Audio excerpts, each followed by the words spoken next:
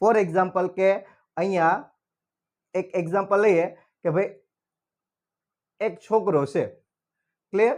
હવે આ જે છોકરો છે એનું કોઈ પણ પર્ટિક્યુલર નામ છે. શું નામ છે? તો કે ભાઈ આને આપણે નામ આપી દઈએ રાકેશ.